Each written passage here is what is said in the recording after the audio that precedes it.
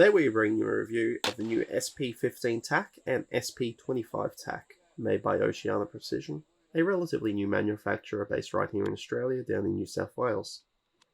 These are both straight pull rifles, utilising a spring return system, and offer the ability to accept AR style stocks, pistol grips and handguards. The SP15 is a smaller form factor rifle. Chambered in 223, 300 Blackout and 350 Legend, in the future they will also be available in 7.62x39, 224 Valkyrie, 6.5 Grendel, 6mm ARC, 458 SOCOM and 9mm Parabellum. The SP25 is a larger form factor version, and it is available in 243 Winchester, 6.5mm Creedmoor, 7mm 308 Winchester and 358 Winchester. Up first though, we are looking at the SP15 TACs. These are incredibly lightweight rifles. Utilising barrels made by Alan Swan up in Queensland, they offer superb accuracy for the end user. Whilst the barrel profile can of course be subject to customization, the rifle we shot utilised a fluted pencil profile. Combined with the work in making the receiver as light as possible, this has produced a rifle that points incredibly well and is easy to carry for extended periods of time. Currently, you can see one of the SP15s set up with a 3-power Trijicon ACOG. This optic offers a fixed 3x magnification in a lightweight form factor, and is well suited to this style of firearm.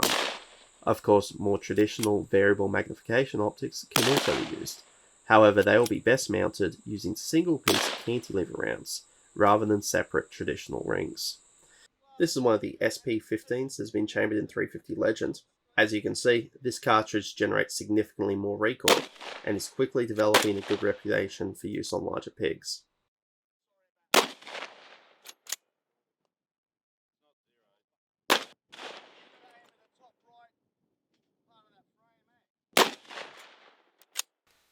This is another one of the SP15 TACs. This one's in all black and is fitted with a holographic red dot, specifically a Vortex UH1. Also fitted with a flashlight and M-LOK style handguard. Furthermore, the muzzle brake on this is replaced from a standard birdcage and fitted with a PWS muzzle brake. As you can see though, that keeps it incredibly flat shooting and really just reduces any recoil from the fairly minimal recoil of the 223 straight down to 0. This was a really well handling rifle, and it was very easy to make hits with it out to 100 meters, and I'm sure if you had targets further away, you'd be able to hit those too, provided you have good enough eyesight to use a red dot at that range.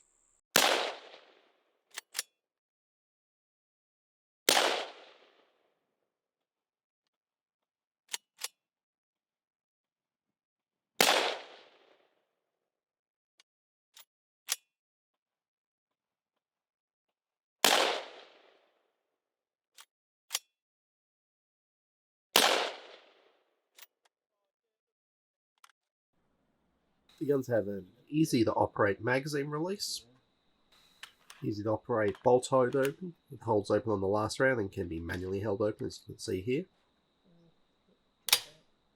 The safety, it has positive clicks and is once again very ergonomic and easy to operate. And as you can see, the trigger pull there has very little take up and not much over travel. This is an excellent trigger pull in these rifles, and the straight trigger, whilst it looks a bit unusual, is fantastic to use. So you can see we're separating the upper and lower. This is done by simply punching out the pin on the rear of the lower receiver. These pins are quite stiff, so we use a hammer to get it out. It can be done by hands, and the stiffness is done intentionally to keep the fit between these two receivers very tight.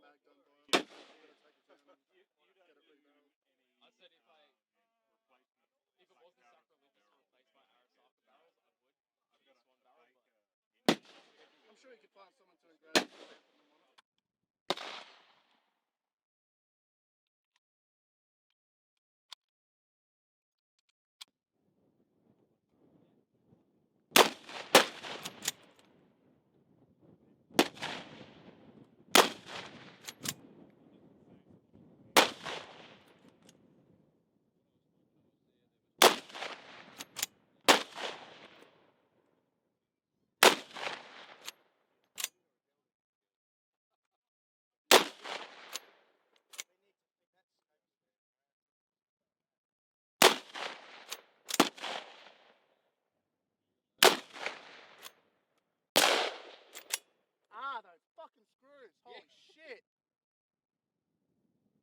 God damn it. Now turning our attention to the SP25 TAC.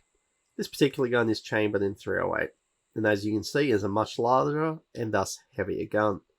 Though the barrel is fluted, it is still a fairly heavy profile, and this weight, in combination with the aggressive muzzle brake, makes this a very light recoiling 308 and a real pleasure to shoot.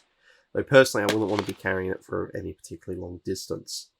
You could of course opt for a much thinner profile barrel, which is going to make it much easier to carry, but you'll be scot-free with significantly more recoil. There's no way around that.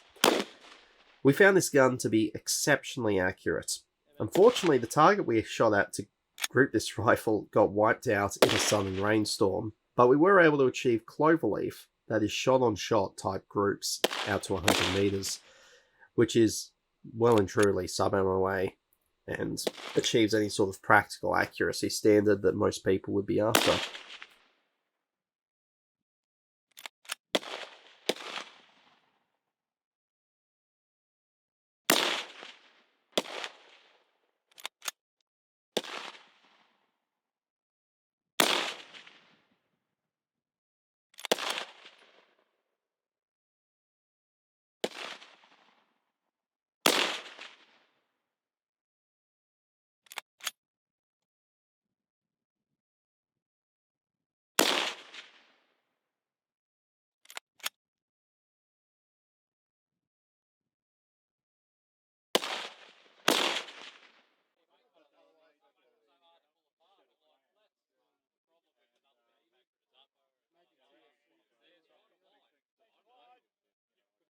We're able to ring our half-size IPSC target from black carbon out to 150 meters very easily. That's as far as we could shoot on this particular property.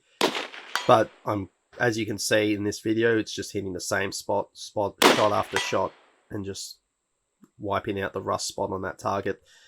You can easily shoot these rifles out to sort of whatever distance you're really limited more by your cartridge. The accuracy on these guns is excellent.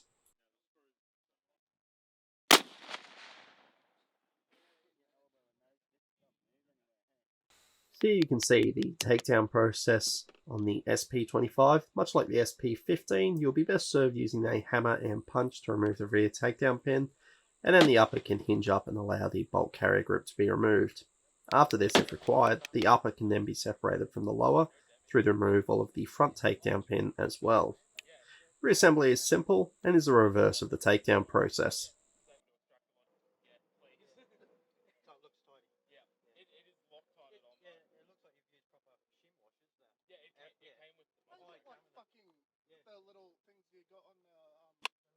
Gas rings on a bolt carrier. No, I'm trying to actually show you the gas rings. That type, like, yeah, I'll get the truck one. Yeah, that'd be so much better, thank you. Yeah. But I'll send you an AR chamber brush. Please. 223 size one, but it'll... So, you've got to have that forward, and I don't have a spring in these ones. So you've got to hold your thumb on it. Get it in there, close it, like that, shut that, and then press that home. But normally they're tight, so you give them a tap.